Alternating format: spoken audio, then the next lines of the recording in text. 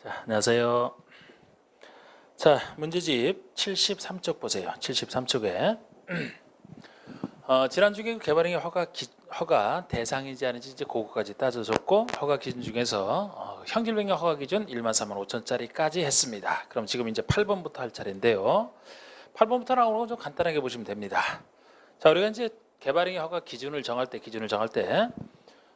그 용도 지역별로 용도를 셋으로 나누고 있어요. 시가와 용도와 유보 용도와 보존 용도로. 제가 주로 이제 주상공을 개발할 땅이라고 하는데요. 시가와가 개발하겠다는 얘기니까 주상공이 시가와 용도가 되는 겁니다. 그리고 녹지나 비도시 지역 중에서 보통은 녹지나 비도시가 총체적으로 보통은 보존할 땅에 속하지만 그 중에서도 개발이 유보된, 지금은 개발을 안 하지만 나중에는 개발을 할 수 있는 유보 용도가 녹지와 비도시 지역 중에서 자생을 위한 개모임, 자생계.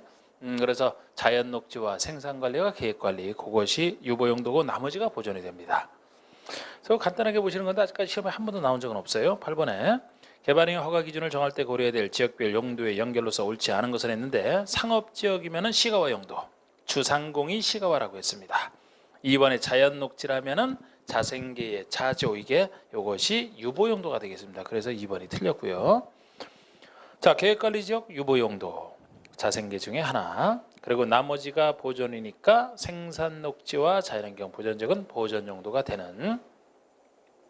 자, 넘겨보시면은 9번에 국회법상 성장관리 방안에 대한 설명이다. 옳지 않은 것을 했는데, 이것도 낸 적은 없습니다. 낸 적은 없는데 이게 성장관리 방안이거든요. 행정청이 수립하는 방안에 불과하기 때문에 국민을 구속하는 게 아니라 그렇게 크게 중요한 건 아닙니다. 그런데 이 방안에 대해서 그냥 살짝만 봐주세요. 성장을 관리하게 한 방안이니까, 이미 성장된 곳을 대상으로 해서 하는 게 아니고, 현재는 성장을 안 하고 있지만 나중에 성장될 때를 대비해서 올바른 성장을 관리하기 위해서 수립하는 방안이다. 이렇게 좀 봐주시는 것이고, 자, 1번 보시면은 옳지 않은 것은 특광시장원수가 난개발 방지와 지역 특성을 고려한 계획적 개발, 올바른 개발을 유도하기 위해서 필요한 걸 수립하는, 이게 이제 성장관리 방안 뜻이 되겠습니다. 그래서 구체적으로 어디에 대해서 수립하느냐? 2번 개발행위 발생 가능성이 높은 지역, 지역을 대상지역으로 하여 성장관리 방안을 수립할 수 있다. 3번에 구체적으로 시가와 용도인 주상공을 대상으로, 만약에 성장관리 방안에서 문제를 낸다라면 3번 정도가 이제 유력해 보이지 않겠습니까? 이거는 시가와 용도인 주상공을 대상으로 하는 게 아니고 개발행위 발생 가능성이 높은 지역이니까 유보용도가 돼요. 유보용도. 자생계가 되겠습니다. 자연녹지, 생산관리, 계획관리. 현재는 개발을 안 하고 있지만 나중에 개발될 때 대비해서 올바른 성장을 관리하기 위한 방안이니까요. 유보용도 지역인 자생계를 대상으로 지정할 수 있다. 그게 틀렸습니다.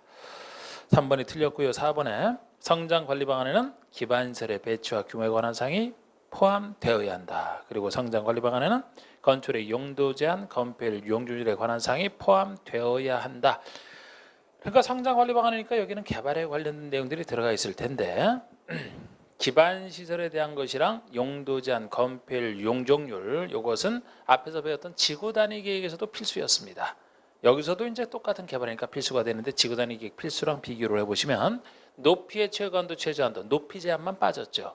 그래서 나머지는 필수인데 높이 제한 하나만 빠졌다. 그래서 3번과 4번, 5번 이 정도를 좀 봐주시는. 그런데 시험에는 크게 중요한 건 아닙니다. 이거는. 그 다음에 10번도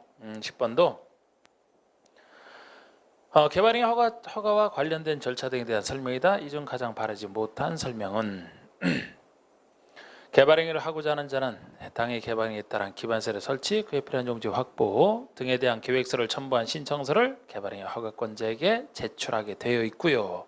이번에 개발밀도관리구역에서는 기반시설의 설치나 그에 필요한 용지 확보에 대한 계획서를 제출하지 아니한다. 보통 기반시설에 대한 계획서는 보통은 필요합니다만, 개발밀도관리구역만큼은 개발밀도관리구역이 개발밀도가 너무 심해서 기반 설치가 안 되는 곳 아닙니까? 기반 설치가 안 되는 곳이니까 기반시설에 대한 계획서는 당연히 제출할 필요가 없는 것이죠. 3번의 허가권자는 15일 내에 허가나 불허가 처분을 하고 허가증을 교부하거나 불허가 처분 사유를 서면으로 통지하라. 개발행위 허가 신청 들어갔을 때 15일 내 처리하게 돼 있어요. 15일 내에. 그러나 역시 이 15일 내 처리하는 얘기도 아직까지 나온 적은 한 번도 없는 4번의 이 경우 도시계획시설 부지 내에서는 개발행위 허가 전에 미리 주민 의견을 들어야 된다. 자, 우리 주민 의견은 해당 주민의 이해관계가 관련되는 사항에 대해서 듣는 거 아니겠습니까? 그래서 개별적인 개발행위 허가가 됐든 건축 허가가 됐든 개별적인 허가에 대해서는 주민 의견을 들을 일이 없어요. 작은 일은 안 듣는다고 보시면 돼. 큰 일에 대해서 듣는데 큰 일에 대해서 큰 일이 주민의 이해관계랑 관련돼 있기 때문에 전체 주민. 그래서 큰 일에 대해서 듣는데 큰 일 중에서도 예외적으로 반대가 뻔한 것은 반대를 피해가기 위해서 안 듣는 경우는 있습니다. 개발행위 허가라면 당연히 주민 의견은 안 듣죠. 건축허가와 마찬가지로. 그래서 이게 틀린 부분이고, 우리 개발행위 허가 전에 주민 의견은 안 듣지만 도시군계획 사업의 시행에 지장을 주면 안 되기 때문에 도시군계획 사업 시행자의 의견은 듣는 게 있고요. 또 조건을 붙일 때는 신청원자 의견은 듣습니다. 신청 당사자 의견은 들어요. 그러나 일반 주민 의견은 안 듣는다는 겁니다. 5번에 허가권자는 기반설에 설치된 것에서 필요하다고 인정되는 경우는 이행 보증금을 예치하게 할 수 있다. 공법에 나오는 모든 보증금은 못 믿을 때 부과하는 것이기 때문에 예치하게 할 수 있다예요. 믿음이 가면 예치시킬 필요가 없고 믿음이 안 갈 때 예치시키는 것이라 모든 보증금은 예치하게 할 수 있다가 임의적이 보통입니다. 그런데 단 국가 등이 시행하는 경우는 그러하지 아니하다. 국가, 지자체, 공공기관 등이라면 항상 어디서나 믿어주기 때문에 어디에서도 보증금을 낼 사람이 아닌 것이 공공기관 등입니다. 그래서 이것은 역시 10번 문제도 평상시에 잘 나오는 문제는 아닌데 여기서 나오는 얘기가 뭐 다른 데서도 쓸 수 있는 일반적 얘기이기 때문에 그냥 한번 살펴본 것이고요. 자, 그럼 이제 11번부터 나오는 거, 이것은 이제 중요한 얘기가 되겠습니다. 제가 개발행위 허가 파트에서는요, 제일 중요한 것이 우리 전 시간에 배웠던 개발행위 허가 대상인지 아닌지 구별하는 게 제일 중요하고요. 그 다음에 두 번째로 중요한 게 개발행위 허가 제한에 대한 겁니다. 개발행위 허가 제한. 지금 나오는 부분이죠. 하여튼 중요한 것은 정확하게 하셔야 돼요. 중요한 것은 잘 안 나오는 부분은 사실 알면 좋고 몰라도 크게 신경 쓸 일이 없습니다. 중요한 것은 정확하게.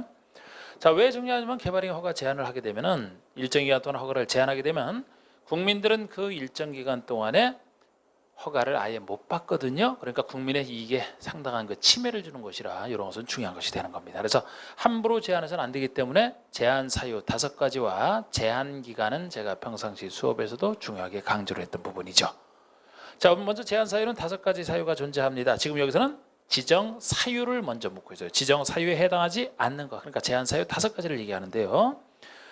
보시면서 말씀드리면 1번에 자연환경 보전지역으로서 수목이 집단적으로 생육되고 있어 보존할 필요가 있는지요. 자, 요거는 제한 사유 중에 하나입니다. 수목이 집단적으로 생육되고 있다, 아니면은 조수류가 집단적으로 서식하고 있다라든지 우량농지 등등 보존할 필요가 있으면은 보존할 필요가 강하기 때문에 허가를 강행하면 안 되죠. 보존할 게 파괴되기 때문에. 그래서 허가를 제한하겠다는 건데, 근데 5가지 사유 중에서 요 사유만 지역이 한정돼 있어요. 이렇게 제한할 수 있는 지역이 한정돼 있거든요. 녹계 2군데입니다. 녹지 지역과 계획관리 지역. 녹지와 계획관리 지역. 그래서 제가 요거는 다른 것은 그런 제한 없지 않습니까? 요것만 녹지와 계획관리 지역에서만 제한할 수 있고 다른 것은 안 되기 때문에 요거는 제가 두음자를 따드렸던 녹계, 녹색 탁으로 계획관리의 계, 녹지 지역의 녹색 탁으로 생각하시면 돼요. 그래서 녹색 닭이 귀한 색깔이고 거의 녹색 닭은 없거든요. 그래서 녹계는 귀한 닭이기 때문에 조수류가 집단적으로 서식을 해서 보존할 필요가 있는 곳으로 연결시키는, 그래서 이것은 자연환경 보전지이기 때문에 허가 제한을 할 수 없는 곳이 되는 겁니다. 이게 녹계 둘 중에 하나여야 돼요. 그래서 그걸 물은 겁니다. 그리고 두 번째는 지역이 이제 나머지 지역과 상관없이 개발행위로 인하여 주변의 환경, 경관, 미관, 문화재 등이 크게 오염되거나 손상될 우려가 있더라면 개발행위를 강행하면 안 되잖아요. 허가 제한 가능합니다. 그리고 이 1번과 2번 사유에 대해서는 제한 기간도 아셔야 되는데 여기서 물은 건 아니지만 1회 하나에 3년 내에서 제한할 수 있죠. 한 차례만 3년 내에서 연장 안 됩니다. 이거는. 그리고 3, 4, 5번이 1회 하나에 2년 연장까지 해서 최대 5년까지 제한할 수 있다 하는 게 3, 4, 5번 사유인데요. 3+2 최대 5년까지 이렇게 물어보기도 합니다. 이거는 기관직이 이렇게 두음자 탔던 거죠. 자, 3번이 관리계획을 수립하고 있는 지역입니다. 기본계획을 수립하고 있는 것도 여기 들어가죠. 기본계획을 수립하고 있거나 또는 관리계획을 수립하고 있는 광역은 없어요. 광역시계는 없기 때문에 도시군 기본계획의 기, 관리계획 관을 체크하시고 기관이죠. 이 두 가지 계획 중에 하나를 수립하고 있는 지역으로서 해당 계획이 결정될 경우에 지역 등의 변경이 예상되고 그에 따라 허가 기준이 크게 달라질 것으로 예상되는 것을 얘기합니다. 4번이 지구단위 계획구역으로 지정된 곳에 지구요, 기반설 부담구역으로 지정된 곳에 기, 이렇게 1번, 2번 관련된 것이랑 3, 4, 5번 기관지기, 별밤지기, 별밤을 지키는 등대지기, 이건 기관지기죠. 기관을 지키는 사람, 기관지기라 지킬 필요성이 커서 2년 연장까지 최대 5년까지 가능하다. 이 기간까지 알아두시는. 자고 해설에 그렇게 나와 있는 거 그거 잘 보시고요. 잘 보시고 우리 제한사유서도 해설에 녹지 계획관리직에 따른 밑줄을 그어놨죠. 녹계 그리고 기관지기가 나옵니다. 다른 곳은 안 돼요. 다른 곳은 제한할 수 없어요. 제한사유 5가지 있을 때만. 자, 그래서 12번, 13번이다. 거기에 관련된 얘기들인데 그만큼 개발행 허가 제한은 많이 나왔던 겁니다. 자, 12번 보시죠. 개발행 허가 제한과 관련된 것으로 옳은 것은 자, 1번 특광시장은 수요 하나요? 개발행위 허가를 제한했다. 개발행위 허가 제한권자는 다양합니다. 하나여가 틀렸어요. 특광시장호수 외에 국장, 도지사 이런 사람도 가능하기 때문에 큰 의미는 없습니다. 하나여나 일단 의심을 해보셔야 되는 큰 의미는 없고 옳은 것 찾는 것이랑 그냥 이거를 틀린 지문으로 낸 거죠. 2번에 녹지와 계획관리적 녹계 2군데네요. 녹계로서 수목이 집단적으로 생육되고 있는 지역에 대해서는 한 차례만 3년 내로 개발행위를 제한할 수 있으며 한 차례만 2년 내의 기간 동안 제한을 연장할 수 있다. 뒤가 틀렸습니다. 연장은 안 되죠. 연장되는 것은 기관지기만.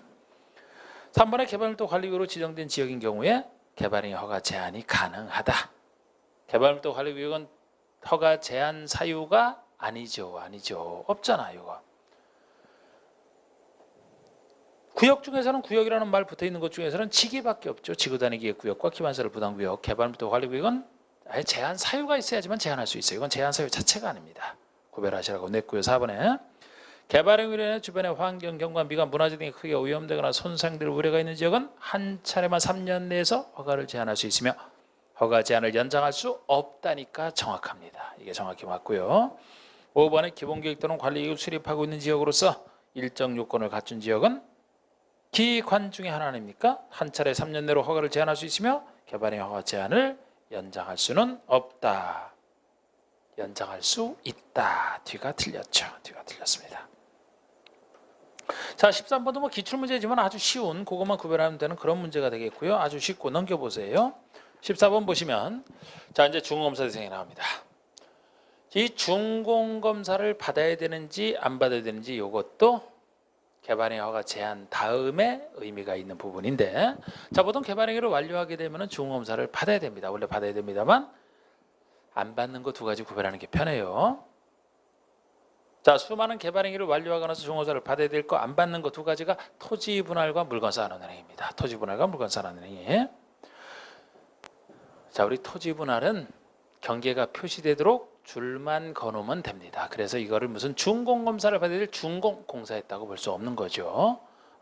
중공검사 받을 만한 공사 아니에요. 그리고 물건 쌓아놓는 것도 물건을 잘 안전하게 쌓아놓으면 되는 거지 세상에 물건 쌓아놨다고 해서 공사 끝냈다 이렇게 하는 사람은 없을 겁니다. 그래서 준공검사 대상 공사 끝나고 나서 받는 게 준공검사라 토지 분할과 물건 쌓아놓는 2가지만 아니고 나머지는 다 받는다 보시면 돼요. 그러면 국회법상 개발행위를 완료한 후에 특광시장원수의 준공검사를 받아야 한다. 다음 중 그 대상이 아닌 것은 했는데 토지분할 이게 답이죠. 형질변경, 건축, 공작물 설치, 토지 다 받습니다. 자, 이제 15번부터 나오는 게 이제 개발물도 관리구역과 기반설 부담구역 얘기인데요. 자, 우리 개발행위 허가 파트에서 2가지 구역이 존재하죠. 우리 개발행위가 지속이 돼서 인구가 늘어나게 되면 인구가 늘어나는 것만큼 기반시설이 부족해서 새로운 개발행위에 따른 기반시설 설치 필요성에 따라서 2가지 구역이 존재하는데요.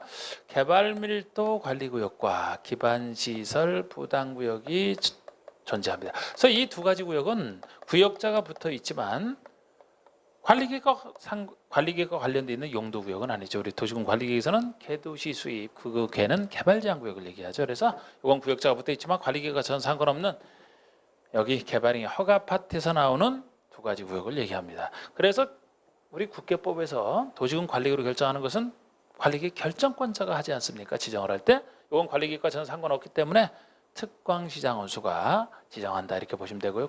특광시장원수가 지방도시원이 심의를 거쳐서 지정하되 요것은 주민의견을 안 듣고 요거는 주민의견을 듣고 그 둘에서는 살짝 차이가 납니다. 우리 절차에서. 자, 우리 개발 밀도가 너무 심해서 관리 들어가는 기반 설치가 곤란할 정도로 이 말이 꼭 들어가죠. 설치가 곤란하다는 말이 꼭 들어가. 이 정도로 개발이 너무 심하기 때문에 관리하기 위해서 건폐율과 용적률을 강화하는 이게 개발도 관리의 뜻 아닙니까? 그래서 우리 건폐율과 용적률을 0이 정하는 바에 따라 강화한다 이렇게 강화한다라 개발도가 너무 심해서 이제부터라도 인구를 줄이겠다 강화하겠다는 건데 0에서는 구체적으로 용적률만 50% 강화한다 이렇게 돼 있지 건폐율은 손대지 않아요.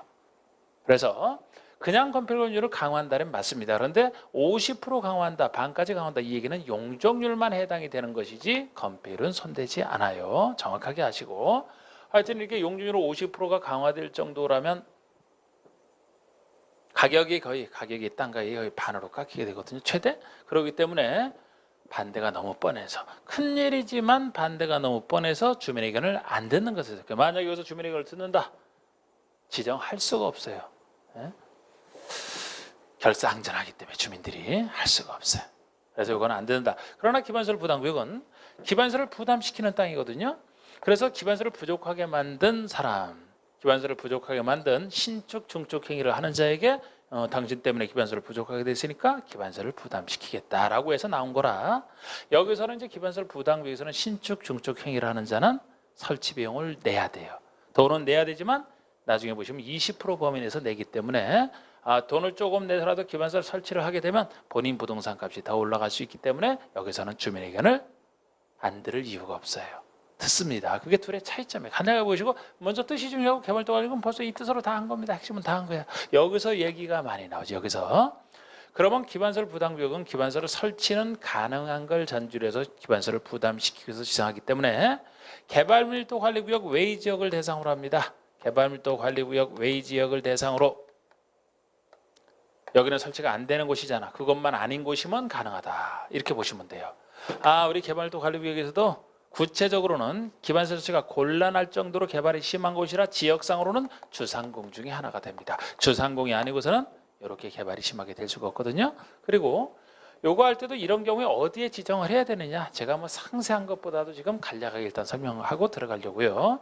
자, 우리 기반시설 부담구역은 어디에 지정을 해야 되느냐 기존의 행위제한이 완화되거나 해제된다라면은 완화되거나 행위제한이 해제되는 것만큼 인구가 늘어나기 때문에 지정을 해야만 됩니다. 근데 행위제한이 강화된다면 강화되는 것만큼 기존의 인구가 줄어들어요. 줄어들으니까 기반시설 부족할 일이 없어요. 남아돌지. 그래서 행위제한은 완화되거나 해제되는 것이면 지정해야 된다. 강화되는 것이면 안 된다. 이 논리를 기본적으로 하시고 구체적으로 어느 정도 완화되는지 숫자도 나오는데 개발밀도 관리구역이든 기반시설 부담구역이든 대부분 이제 이자가 제일 많은데 특히 기반시설 부담구역에서 이자랑 관련된 게 참 많습니다. 그런데 이자가 아닌 특별한 경우 일자 두 가지가 엄밀하게 존재하는데요.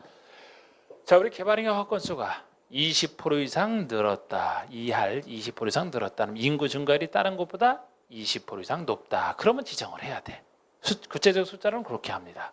그리고 그렇게 해서 만약에 지정이 됐다 그러면은 기반시설 부담구역에서는 빨리 기반시설 설치 계획을 수립해서 기반시설 설치 계획이 말 그대로 기반시설을 어떻게 설치하지 설치에 대한 계획이거든요. 요거를 빨리 수립해서 설치하는 사업을 해야 되는데 요거 1년 내 수립하게 돼 있어요. 대부분 이자인데 1년에 관련돼 있는 유명한 것이 기반시설 설치 계획 수립 시기가 1년이 되겠습니다. 요거 외에도 기반시설 부담구역의 그 지정 규모가 10만 제곱미터 이상 그래서 일자 또 하나 있는데 그거는 시험엔 잘 안 나오고 요거는 이제 중요한 숫자 중에 하나죠. 1년 내 설치계획을 수립해야 되고 1년 내 설치계획을 수립하지 않았다라면 그 다음에 다음 날 기반시설 부담구역은 해제된 것으로 본 1년 해제로 관련돼 있는 거. 그리고 기반시설 설치계획을 통해서 이제 설치를 한다 칩시다. 설치를 한다라면은 어떤 기반시설을 그럼 설치를 해야 되느냐? 갑자기 인구가 늘어나서 부족하게 된 생활에 관련된 작은 기반시설들 생각하시면 돼요. 완화만 돼도 꼭 지정을 해야 되거든요. 그럼 얼마나 많이 지정이 되겠습니까? 일단 도로부터 부족하게 될 거예요. 골목길 포함해서 도로 설치를 해야 되고 상수도 하수도 이런 거 부족할 거 아닙니까? 공원이나 녹지 같은 것도 설치를 해야 돼요. 그래야지 그곳에 가서 산책을 하고 그러지. 그런데 도로는 들어가도 철도라든지 항만 이런 큰 건 당연히 설치할 필요가 없고요. 그죠? 그리고 특히 여기서 많이 물었던 것은 학교도 설치를 해야 됩니다. 학교에서 대학은 아니야. 이거는 여러 번 물었어요. 대학이라면 뭐 사이버대학 포함해서 모든 대학은 이런 기반시설 부담구역 지정할 때마다 꼭 설치되는 건 아니잖아요. 그래서 대학은 제외 뭐 그런 얘기가 있고, 그 다음에 여기서 이제 이 설치에 따라 설치를 할 때 설치 비용을, 기반시설 설치 비용을 누가 낼 것이냐, 설치 비용을 누가 낼 것이냐, 인구 늘어나게 한 사람, 신축 중축 행위를 한 자죠. 다른 수많은 개발행위 다 인구를 직접 늘어나게 하지는 않습니다. 개축과 재축만 하더라도 종전 범위 낼 수 있기 때문에 대상이 아니고, 형질병했다고 인구 늘어나지 않아요. 건물을 지어야 인구가 늘어나지. 그래서 건물의 신축과 증축되는 것만큼 인구가 추가로 늘어난 부분인데, 이것도 면적이 기존 연면적 포함해서 200제곱미터를 넘는 초과하는 신축 증축을 전제로 합니다. 이자잖아. 이자. 이것도 200 이하라면 뭐 자연스러운 인구 증가로 보고, 200을 넘는 신축 증축이 설치비용 내야 될 사람이고, 요 사람이 결국 내야 될 사람이라는 건 상당히 중요한 얘기인데, 요 사람을 살짝 말을 바꾸더라도, 혹시나 해서 말을 바꾸더라도 당연히 대비를 하셔야 돼요. 옷을 바꿔 입었다고 그 사람을 몰라보면 안 됩니다. 예를 들어서 200을 넘는 신축 중축 행위를 하는 자가 돈을 낸다 그랬죠? 그러면 이 사람이 직접 건축에 나오면 이 사람이 돈 내는 거 맞지만, 이 사람이 만약에 건축 행위를 다른 사람에게 일을 맡겼어요. 위탁이나 도급을 했다. 그러면 위탁이나 도급을 한 자가 건축 행위자 아니겠습니까? 수탁이나 수급인이면 돈 받고 일을 맡아서 할 뿐이니까 그 사람이 되는 거 아니에요. 위탁 도급인. 그리고 다른 사람 땅을 빌려서 만약에 건축 행위를 했다면 토지 소유자가 신축 중축 행위를 한 건 아니죠. 토지소유자가 내는 게 아니고 건축 행위를 한 자, 즉 신축 중축 행위를 한 자가 내는 겁니다. 또 이 신축 중축 행위를 하는 자가 공사 완료 전에 이 건축주지를 승계했다면 승계한 자가 건축주가 되죠. 그런 건 당연히 모습을 바꾸더라도 보셔야 되고, 이 설치 비용을 구체적으로는 어떻게 계산할 것이냐, 아직 계산 문제 나온 적은 없어요. 그런데 설치 비용을 만약에 계산한다면 주어진 것 중에서 판단하면 단순합니다. 항상 기반시설 설치하기 위해서는 설치할 땅을 확보를 해야 되죠. 그 땅이 용지 비용이죠. 용지를 구입하는 데는 용지 비용이 주어져 있으면 요거랑 이 용지를 구입한 상태에서 이 기반시설을 설치해야 되지 않습니까? 그게 시설할 때 들어가는 시설 비용이라 해요. 그래서 용지 비용에다가 표준 시설 비용이 있으면은 요 시설 비용을 갖다가 조용히 합쳐주면 돼요.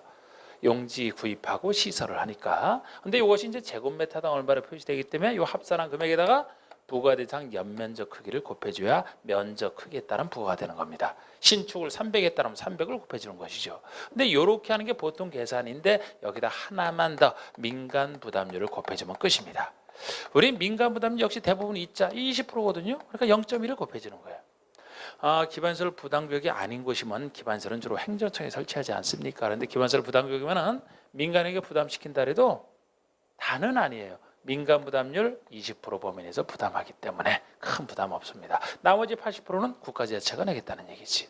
그래서 이게 이제 기반시설 설치비용 부가 나오더라도 계산하면 이렇게 하시면 되고, 아직까지 낸 적은 없습니다. 그런데 만약에 기반시설 부담계획을 세웠다면, 부담계획은 임의적이에요. 부담계획 세웠다면 이에 따를 수 있는데, 없으면 이제 이렇게 계산하는 겁니다. 그리고 이때 설치비용은 언제까지, 납부음자는 언제까지 내야 되느냐? 사용 승인시까지. 공사 다 끝나고 사용 승인시까지 내야 돼요. 그때까지 안 내게 되면 사용 승인은 안 내줄 테니까 꼭 내게 돼 있습니다.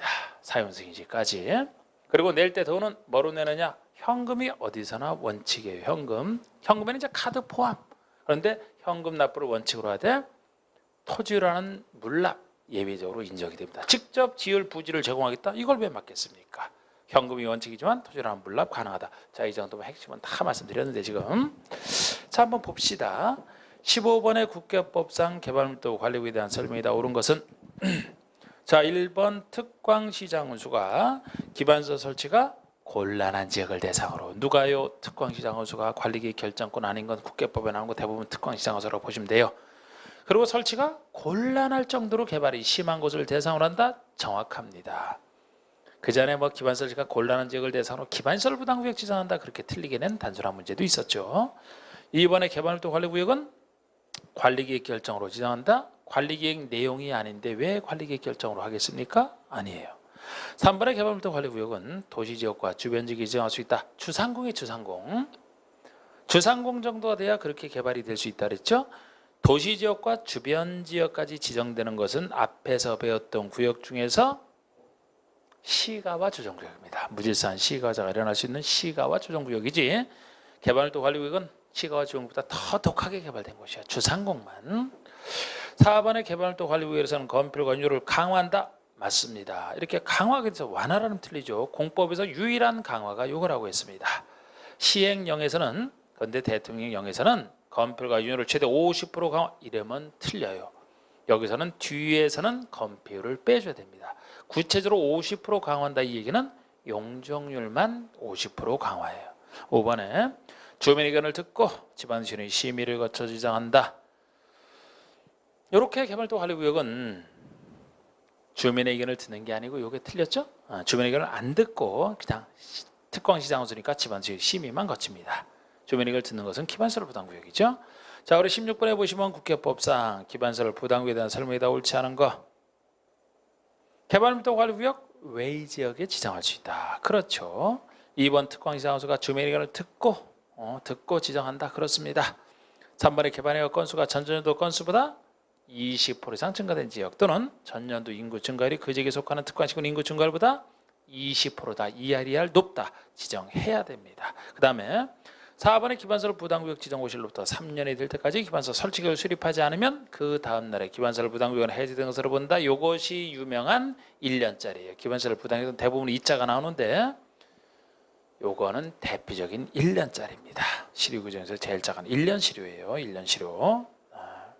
5번의 기반시설 부담구역은 기반시설이 적절하게 배치될수록 최소 10만 제곱미터 이상 규모가 되도록 하라. 이것도 이제 1자 중에 하나인데 이 두 가지만 빼놓고 나머지는 다 2자랑 관련돼 있죠.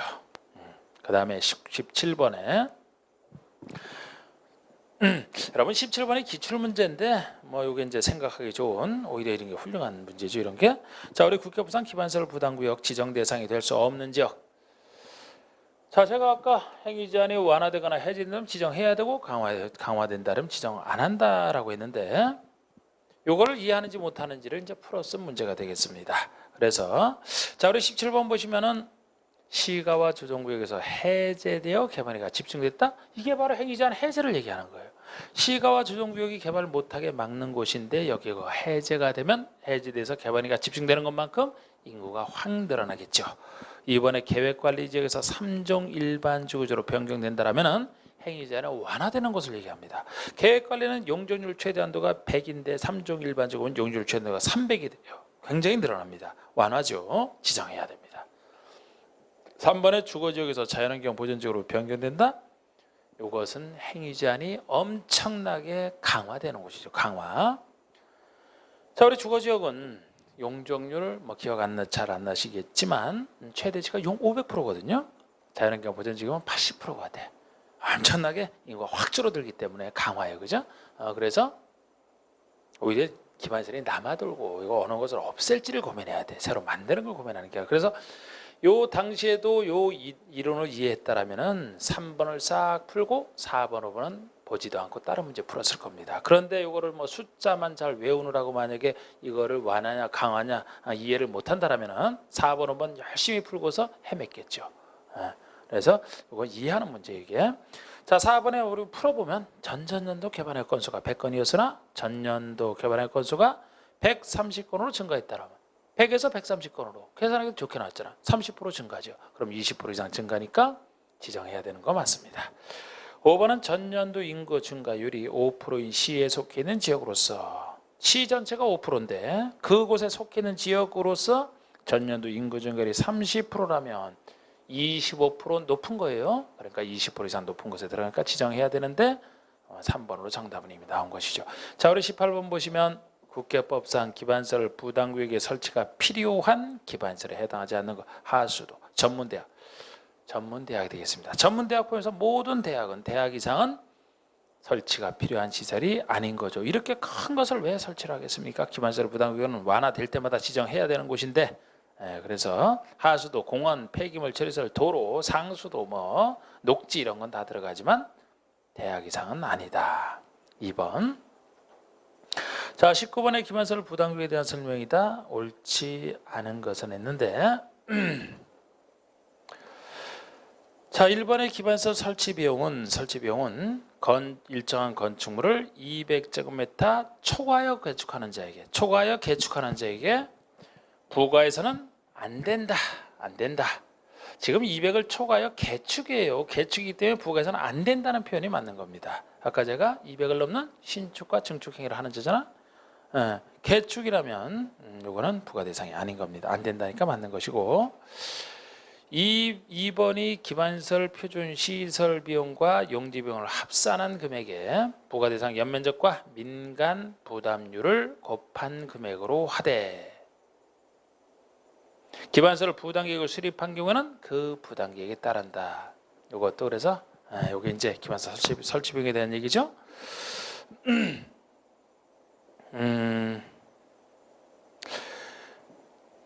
지금 이거 19번 문제가 기반설 부담구역에 대한 설명이 되는데, 기반설 설치 비용에 대한 설명 원래 이렇게 내려고 했던 건데, 기반설 부담구역에서 설치 비용에 관한 설명이다. 지금 설치 비용을 전제로 해서 기반설 부담구역을요, 기반설 설치 비용이라고 살짝 바꿔놓고 보세요. 그래야 좀 더 매끄럽죠. 그러니까 2번 같은 경우도 설치 비용을 어떻게 계산하냐 그 얘기 아닙니까? 설치 비용으로 바꿔놓고 보세요. 3번의 민간 부담률은 50%? 20%죠. 100분의 50, 20입니다. 100분의 20으로 하되, 특광지상원수는 그 25% 범위에서 가감했어요. 정말 정확합니다. 앞부분이 틀렸죠. 52. 4번의 건축행위를 위탁하거나 도급한 경우에 납부무자는 위탁이나 도급을 한 자지 수탁수급인이 아니죠. 납부무자는 기반서 설치 비용을 사용 승인 신청 시까지 납부해야 된다. 이렇게 사용 승인 신청 시까지 내는 겁니다. 자, 20번에서는 국회법상 기반설 부담구역에 대한 설명으로 옳은 것을 했는데, 1번 기반설 부담구역은 개발부도 관리구역과 중첩하여 지정될 수 있다. 중첩될 수가 없어요. 기반설 부담구역은 개발부도 관리구역 외의 지역에 지정을 하기 때문에 개념상 중첩될 수가 없는 겁니다. 두 번째, 대학은 기반설 설치가 필요한 기반설에 해당한다. 대학은 아니다. 3번에 기반설 설치 비용은 현금 납부를 원칙으로 하되 부과대상 토지 및 이화부지산 토지라는 납부를 물납을 인정할 수 있다. 저 옳은 거 찾는 거예요. 현금이 원칙이죠. 카드 포함해서 현금자를 원칙으로 하지만 토지로 하는 납부를 예외적으로 인정할 수 있다죠. 그래서 3번이 맞고, 4번에 기반설 부담구역으로 지정된 지역에 대해서 개발의 허가를 제한하였다가 이를 연장하기 위해서는 중앙도시의 심의를 거쳐야 된다. 보통 이런 중요한 얘기는 아니에요. 중요한 얘기는 아닌데 우리 개발행위 허가 제한에서는 제한 사유와 제한 기간이 중요하지 않았습니까? 그런데 기반설 부담구역은 아까 기관지기에 즉 개발행위 허가를 제한할 수 있는 곳에 속했는데, 우리 허가를 제한할 때는 함부로 제한해서는 안 되기 때문에 도시위원회의 심의를 거치게 돼 있어요. 그런데 연장할 때는 따로 심의 필요 없습니다. 말 그대로 연장선상에 불과하기 때문에 심의 필요 없어요. 근데 여기서도 지금 실제 기출문제, 최근의 기출문제 아닙니까? 중요한 3번 가지고 정답이 있는지를 내게 했지, 4번처럼 조금 중에서 떨어지는 건 그냥 델러리 지문으로 했다 이렇게 보시면 돼요. 여기서 뭐 연장할 때 심의를 거치고 안 거치고 이게 뭐 공인사업에서 뭐가 중요하겠습니까? 그쪽에서 하는 행정청이 잘하면 되지. 그래서 그냥 델러리 지문으로 보시고 뭐 알아두면 좋긴 좋겠지만 뭐 중요한 거 정확히 알면 제가 맞춘다고 했죠. 실제 기출일수록. 5번의 기반설 부담구역 지정 고시일로부터 2년이 될 때까지 기반서 설치 계획을 수립하지 않으면 그 다음날 구역은 해제된 것으로 본다. 이것이 1년 실효죠. 1년 실효가 되겠습니다. 그래서 맞는 것은 이제 3번만 맞고요. 3번만 맞고.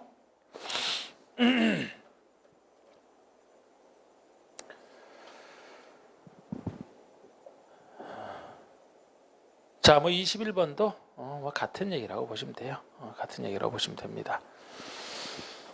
그럼 이제 보칙을 한번 보시죠. 보칙을. 하여튼 저는 기출문제가 아닌 부분은 제가 만든 문제인데, 만든 문제라면은 거의 뭐 이상한 지문은 일부러 안 내서 여러분들 공부시키는 게 목적이기 때문에. 그런데 여기 간혹가다 소개되어 있는 기출문제 같은 경우는 기출문제에서 엄선한 것이지만 대부분의 기출문제에서 한두 지문 이상한 지문은 정답 아닙니다. 그건 델러리 지문으로 보통 낼 수 있어요. 중요한 부분에서 정답을 내는 게 보통입니다. 그래서 좀 낯선 지문들 좀 평상시에 좀 안 배운 낯선 지문들이 있으면 그 정답 거의 아니라고 보시고 중요한 지문에서 찾으면 되겠습니다. 실제 기출일수록 좀 유념 항상 주의하시고. 자, 우리 보칙 중에서는 그냥 뭐 두 문제 정도만 골라. 요새 보칙은 잘 나오는 추세가 아니에요. 그래서 한 두 문제 정도만 간략하게 이것도 이제 많이 한 겁니다. 자, 우리 보칙 중에서 타인 토지 출입할 때 그 절차와 청문에 대한 거 이 두 가지만 했고 그 두 가지로 충분합니다. 다른 보칙 빼고. 자, 우리 다음 국회법상 타인 토지 출입이나 일시상 장애물 변경 제거에 대한 절차이다. 옳은 것은 각종 계획 세울 때 기초조사를 위해서 타인의 토지에 단순히 출입할 때 이건 타인 토지에 전혀 해가 없어요. 그리고 일시 사용이나 장애물 변경 제거는 일시 사용할 때도 뭐 재료적지나 임시 통로로 쓰는 것이고 장애물이면 귀한 소유물이기 때문에 이 세 가지 권리 중에서 타인 토지 출입이 절차가 좀 더 간단하고 일시 사용 장애물 변경 제거는 좀 더 절차가 셉니다. 자, 참고로 타인 토지 출입할 때는 당사자의 동의 받는 거 아니에요. 전혀 이 타인 토지랑 관련 없는 특광시장업소의 허가를 받습니다. 지금 여기 타인 토지에 들어갈 사람이 일반 민간인이 아니에요. 기초조사를 수립할 행정청이지 행정청이 특광시장업소의 허가를 받는다 쉽게 내줍니다. 그래서 타인 토지 출입할 때는 특광시장업소의 허가를 받고 그 다음에 당사자인 소유자, 점유자 또는 관리인에게는 이 사람들이 모르기 때문에 좀 더 미리 알려주라 7일 전 통지가 있어요. 원칙이. 근데 일시사용과 장애물 변경 제거는 타인의 토지에 해가 크기 때문에 특광시장업소의 허가가 아니고 당사자인 소유자, 점유자 또는 관리인의 사전 동의를 받고 소유자 등은 모르니까 동의를 통해서 알고 있으니까 3일 전 통지로 족합니다. 그래서 언제까지 통지하느냐 이것이 뭐 바뀐 이후에도 7일 전, 3일 전에서 바뀐 이후에도 아직 문제는 낸 적은 없는데 그렇게 잘 나오는 건 아니라고 했잖아. 그렇습니다. 자, 1번에 일출 전 일무로 야간이죠. 야간에 택지 등의 출입 시에는 소유자 승낙, 점유자 승낙을 받아야 돼요. 제가 아까 타인 토지 출입할 때는 특광시장업소 허가와 그리고 소유자 등에게 7일 전 통지라고 했는데 야간에 택지 등에 출입할 때는 따로 점유자의 승낙을 따로 받아야 돼. 야간에 갑자기 출입하러 들어가면 현장에 있는 점유자가 깜짝 놀라기 때문에 점유자 승낙을 따로 받아라는 이유로 생각하시면 됩니다. 이번에 타인 토지에 출입하고자 하는 자는 소유자, 점유자 또는 관리인에게 출입하고자 하는 날에 3일 전 통지만 하면 출입이 가능하다. 7일 전 통지라는 거. 3번에 타인의 토지를 임시 통로로 일시 사용하고자 하는 자는 소유자, 점유자 또는 관리인의 사전 동의와 3일 전 통지다. 일시 사용과 장애물 변경 제거 같이 다루고 있어요. 소유자 등의 사전 동의를 받고 당사자에게 3일 전 통지 충분한 이게 맞습니다. 4번에 위 3의 경우 소유자, 점유자 또는 관리인이 현장에 없어 동의를 받을 수 없다면 행정청이 시행자만큼은 그 허가 필요 없이 행정청이 시행자만큼은 소유자 등에 대한 3일 전 통지만으로 족하다.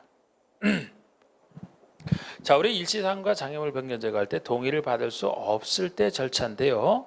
행정청은 그 당사자의 동의를 받을 수 없다면 행정청이 시행자는 특광시장업소에게 통지하고 3일 전 통지해야 돼요. 만약에 행정청이 아닌 시행자면 특광시장에서 허가를 받고 3일 전 통지입니다. 그래서 이 부분도 3일 전 통지만으로 족하다. 그건 만이 아니고 해설처럼 미리 특광시장업소에게 통지를 하라는 거예요. 통지. 그리고 5번에 손실이 발생한 경우 그 행위자 또는 도중기사 사업 시행자가 손실을 보상해야 된다. 행위자가 아니고 행위자가 속한 행정청이 보상 조치해야 돼요. 시행자는 시행자 맞는데 아니 조사 측량하러 들어간 공무원이 무슨 잘못으로 본인이 손실을 보상하겠습니까? 시킨 행정청이 보상을 해야지 뭐 그 논리.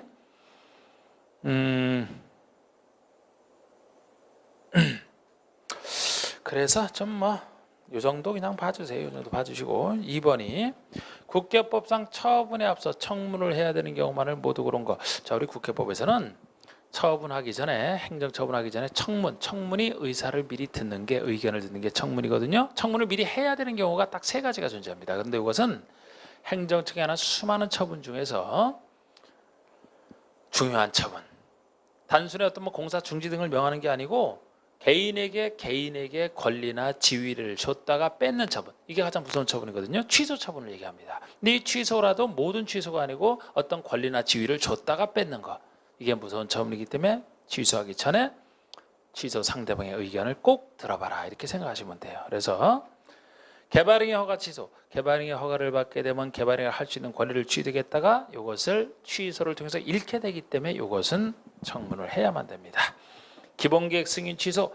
여러분 도시군 기본계획 승인은 배웠다시피 기본계획은 시장군수가 수립했을 때만 도지사 승인을 받습니다. 특광 이런 사람들은 본인이 스스로 승인 안 받잖아요. 그러면 지금 기본계획 승인을 취소한다면 승인 받은 사람은 시장군수고 시장군수가 이 기본계획 승인을 받음으로 해서 어떤 권리나 지위를 취득하는 거 아니잖아요. 그러니까 이거 승인 취소한다라고 해서 청문을 해야 될 거 아닌 겁니다. 디귿번에 도심계획 시설사업 실시계획 인가 취소. 우리 도심계획 시설사업 할 때 실시계획 인가를 받게 되면 사업시행권을 땄다 그렇게 얘기를 하죠. 그러면 사업시행권을 땄다가 취소가 되니까 권리 취소가 되는 겁니다. 받아야 돼요. 리을번에 지구단위기획 구역 취소. 지구단위기획 구역 지정 취소. 지구단위기획 구역 지정이 됐다라고 해서 어떤 개인이 어떤 권리를 취득합니까? 권리 취득하는 거 아니에요. 구역 지정되면 그곳에 이제 지구단위계획 세워서 개발할 수 있게 만들어주고 나중에 사업을 하는 것이지 이것만으로 어떤 개인이 권리나 지위를 취득하는 거 아니잖아. 그러니까 이것도 아닌 겁니다. 그래서 지금 여기서는 정답이 기역 디귿이고 여기에다가 기역 디귿에다가 도심계획 시설사업 시행자 지정 취소까지 세 가지만 국회 보전 청문 대상이 돼요. 그 아래 해설에 나와 있듯이 시행자 지정 취소. 자, 우리 행정청이 아닌 자는 도심계획 시설사업에서 행정청으로부터 시행자로 지정받아야지만 시행자가 되지 않습니까? 그러면 시행자 지정됐다는 것 자체가 비행정청이 시행자로서 지위를 취득했다는 얘기가 돼요. 그 시행자 지위가 취소를 통해서 완전히 없어지잖아요. 그래서 이 세 가지만 청문 대상이 되는 건데 이렇게 해서 지금 다 봤고, 자 이제 2편의 개발법이 나오는데 우리 도시개발법은 6개 6문제 나오는 법이라 너무 세밀하게 해서도 안 되고 역시 중요한 의제에서 보시는 건데, 항상 개발법을 한다 그러면 여러분들 개발법의 문제를 풀 때는 도시개발법의 틀을 정확히 잡아두시고 그 틀을 떠올리면서 풀어야 됩니다. 그래서 여러분들이 뭐 나름대로 가지고 있는 틀이 있다면 이론은 제가 안 가르쳤기 때문에 그걸 생각을 하시되, 저라면 이렇게 합니다. 저라면 항상 도시개발 사업 할 때 이것도 이제 정비사업과 비슷하거든요. 정비사업도 흐름이 아주 비슷합니다. 항상 개발사업, 정비사업 할 때 이 틀을 먼저 잡아야 되는데, 자 우리 도시개발 사업을 진행할 때는 제일 먼저 나오는 게 도시개발 사업에 대한 계획, 줄여서 개발계획이죠. 개발계획. 이 개발계획이 뭐 시행자, 시행방식, 구역은 어디에 언제까지 사업 시행기간, 도시개발 사업에 대한 전체적인 것을 정하는 것이 개발계획이에요. 그래서 이게 제일 처음에 나올 수밖에 없고, 이 개발계획 범위 내에서 구체적으로 도시개발 구역을 지정할 겁니다. 이게 구역 지정이죠. 이게 원칙적 순서가 돼요. 그런데 예외적으로 이 순서가 뒤바뀌는 경우를 시험에서 잘 냈어요.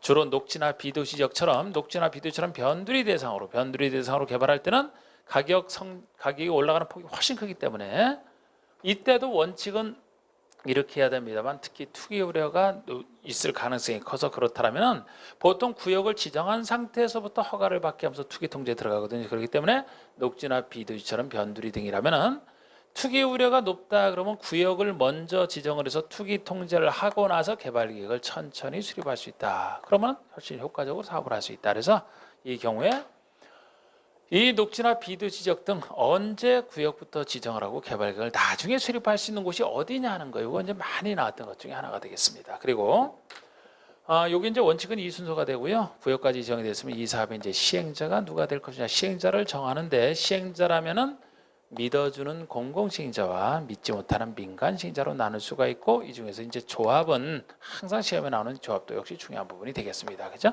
그리고 시행자가 지정이 됐으면 시행자는 실시계획을 작성해서 나는 이런 식으로 사업을 실시하겠다. 실시계획 작성해서 여기서 행정기관에 제출하면 인가권자가 인가를 내주고 고시하는 순간에 인가를 내받았기 때문에 실시기도로 사업을 실시할 수 있다. 그래서 이걸 통과해야 사업 시행자는 시행권을 땄다라고 얘기를 합니다. 사업시행권을 땄어요.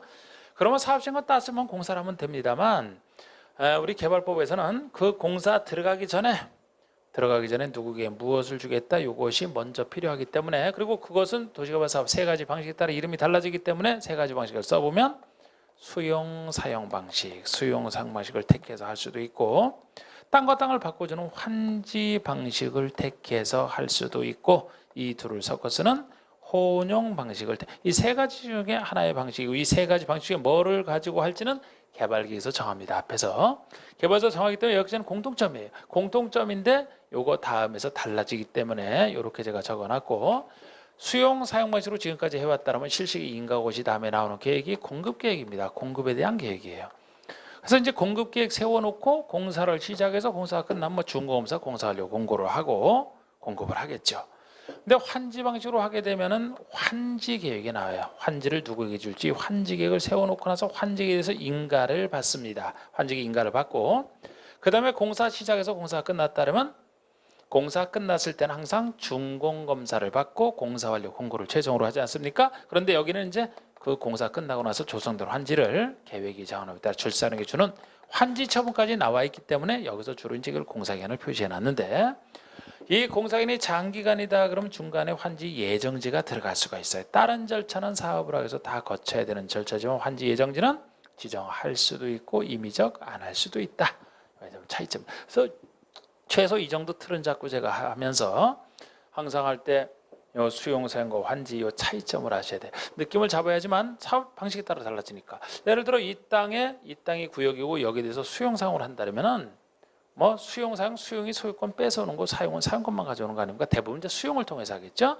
여기 A, B, C 구역 내 토지 소유자가 있다 그러면 시행자가 만약에 수용 사용 방식으로 한다면은 시행자가 이 사람들 땅을 취득을 하는 거예요. 수용을 통해서 보상금 주고 내보낸 상태에서 이 사람이 취득을 한 상태에서 공사를 쭉 해서 여기 있는 사람 내보냈으니까 여기 있는 사람이 줄 필요 없죠. 일반인 대상으로 쭉 공급하는 게 수용 사용 방식이에요. 그래서 큰 사업에 적합합니다. 그 대신 단점이 초기 수용 보상금 때문에 돈이 많이 들어간다는 단점이 존재해요. 그래서 나중에 보시면은 여기서 돈이 워낙 많이 들어가는 방식이다 보니까 공공과 민간을 나눴고 민간은 차별하는 게 여기서 생기는 거예요. 여기서 생기는 겁니다. 환지라면은 교환할 환자 땅 짓자니까 여기 있는 사람들이 아까 수용사용처럼 돈 받고 나갈 사람이 아니고 이 사람들이 자기 땅을 가지고 사업에 참여를 해서 그 땅을 제공하고 새로운 땅을 환지로 받는. 그래서 여기서는 환지를 누가 받아요? 여기 있는 사람들이 받습니다. 아까 다르잖아. 아까 수용사용에서는 나가고 일반인에게 준다 그랬어요. 그런데 여기는 환지를 여기에 사업에 참여하는 토지자가 그대로 받기 때문에 작은 방식이 될 수밖에 작은 방식이 적합한 것입니다. 그래서 이런 특색이 있어서 주로 환지에서는 이제 민간 당사자인 토지 소유자나 조합이 시행자가 되는 게 특징이 되는 거예요. 이런 식으로 차이가 납니다. 혼용을 섞어 쓰는 것이고요. 자, 그리고 제가 이 도시개발 사업을 할 때 도시개발 사업에 관련된 행정청에만 한 번으로 정리를 끝내는데 이 도시개발 사업에 관련된 것을 전제로 해서 행정청이라면은 이 구역의 지정권자가 다 한다 이렇게 보시면 돼요. 구역의 지정권자가 이 사람이 다 합니다. 이 구역의 지정권자라는 사람이 구체적으로는 원칙적으로는 시도지사, 특별시장, 광역시장, 도지사 이 사람이 지정을 하고 대도시에서만 인구 50만 이상인 대도시에서만 대도시장이 하죠. 그래서 원칙이 시도지사 대도시장이고 예외적으로 국토교통부 장관이 지정권을 행사하는 거 이것도 많이 물었어요. 이것도 많이 물은 것 중에 속합니다. 그죠? 자, 요 사람이 지정권자인데 이 사람들을 풀었을 필요도 그냥 여기든 여기가 됐든 지정권자라고 답하시면 돼요. 대부분 지정권자예요. 하나 빼고 대부분이지 다는 아니죠. 그래서 요것만 지정권자가 아니기 때문에 요거를 따로 기억을 하셔야 돼요. 환지객 인가는 시장의수 구청장에게 왔습니다.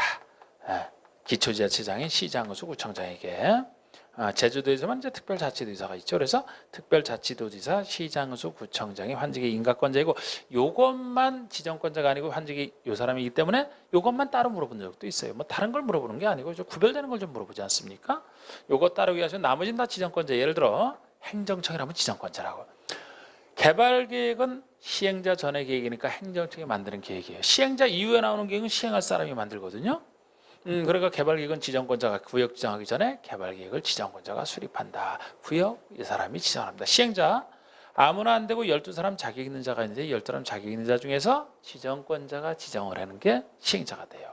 조합 만들 때 나중에 설립인가 받아야 됩니다. 설립인가 지정권자에게 받는 거예요. 그리고 실시계획은 시행자가 작성은 하지만 인가라면 지정권자에게 받습니다. 여기 공급계획 시행자가 작성해서 지정권자에게 제출이에요. 요거 따로 있죠? 그리고 여기 안 써놨지만 중공사, 공사완료공고 다 행정청 지정권자가 하고 여기 없는 내용도 제가 큰 틀에서만 적어놨으니까 개발법에 나오면서 요것이 아닌 것은 다 행정처라면 지정권자 이렇게 보시면 딱 정리가 됩니다. 그리고 개발법에 나오는 동의요건도 조금 더 쉽게 하기 위해서는 이 동의요건에서 중심이 되는 동의요건을 딱 잡아놓고 그렇지 않은 예외 세 가지를 따로 기억하시는 중심이 되는 동의가 뭐냐면은 면적 기준으로 3분의 2 이상에 해당하는 면적 3분의 2 이상에 해당하는 소유자 동의와 소유자 동의를 받고 밑이에요. 플러스 또는이 아니죠. 소유자 총수 면적 3분의 2 소유자 총수 2분의 1 이상에 해당하는 동의를 일반 동의로 보고 그렇지 않은 예외 세 가지를 따로 기억하시는 게 좋은데 일단 이렇게 해놓고서 틀을 잡아놓고 제가 이 지정권자도 좀 더 이 사람이 지정권자인데 이 틀에서는 그럼 행정청에서 이 사람이 아닌 시장운수구청장은 뭐 하는 사람이냐. 시장운수구청장은 본인 관할구에서 구역을 지정할 필요가 있다면 지정을 못하기 때문에 바로 윗사람인 시도지사 지정권자에게 바로 윗사람이 시도지사죠. 구역정을 요청하는 요청권자라고 합니다. 이 사람은 요청을 시도지사에게 하는 거예요. 그럼 이 사람이 지정을 해줍니다. 또 이 시행자가 될 수 있는 자 중에서 구역정을 제한할 수 있는 제한권이 있어요. 만약에 이 사람들이 구역정 되기 전에 만약에 구역정을 제한하게 되면 이 사람들을 먼저 시행자로 지정해 줄 수 우선적으로 지정해 줄 수도 있거든요. 자, 그런데 제한을 누가 하느냐? 누구에게 정확하게 보셔야 되는데 이 시행자가 될 수 있는 12사람 중에서 행정청이나 조합을 제외한 행정청이나 조합을 제외한 시행자가 될 수 있는 자 요 사람들이 제한권자인데 지금 이 사람 중에서 좀 정확하게는 행정청이나 조합을 제외한 시행자가 될 수 있는 자예요. 그럼 이 사람들은 제한권자가 아니라는 얘기인데 이것도 낸 적이 있고 자 우리 행정청은 제한을 인정할 필요가 없죠. 제일 작은 게 요청권자고 나머지는 지정권자인데 왜 따로 제한을 인정합니까? 그죠? 그리고 조합이라면 개념상 제한권자가 될 수가 없어요. 여러분 조합은 다른 시행자는 그전부터 있던 사람이지만 조합만큼은 도시개발에서 새로 만든 것이라 구역 지정 이후에 설립인가 봐서 조합 나중에 절차를 거쳐 만들지 않습니까? 그러면 구역 지정 이후에 만들어지는 게 조합인데 구역 지정을 제한할 수 있다? 말이 안 되죠. 말이 안 되지. 제한할 수가 없지. 구역 지정 이후에 만들어지는 것이라. 그래서 행정이나 조합을 제외한 시행자가 대신에 제한하는데 이 제한할 때도 보통 제한이면 구역 지정권자에게 제한하는 게 보통일 것 같은데 아니고 요청권자인 시장군수구청에 제한하기 때문에 이것도 특이한 겁니다. 그리고 제한할 때도 민간 시행자가 제한할 때는 민간이 괜히 제한했다 받아들여줬더니면 민간이라 제대로 일 안 할까 봐 민간이 제한할 때는 면적 3분의 2 이상 동의를 얻습니다. 면적 3분의 2 이상에 해당하는 소유자 동의를 얻어야 돼요. 여기 소유자 속에는 이제 지상업자도 포함되어 있습니다만 이거 아까 일반 동의에 대한 예외 중에 하나가 되겠습니다. 총수 2분의 1은 없잖아. 예외. 그래서 지금 요렇게 틀만 딱 일단 한번 이 흐름을 항상 기억하시라고 이 틀만 좀 적어놨습니다. 자, 좀 쉬었다가 진행하겠습니다.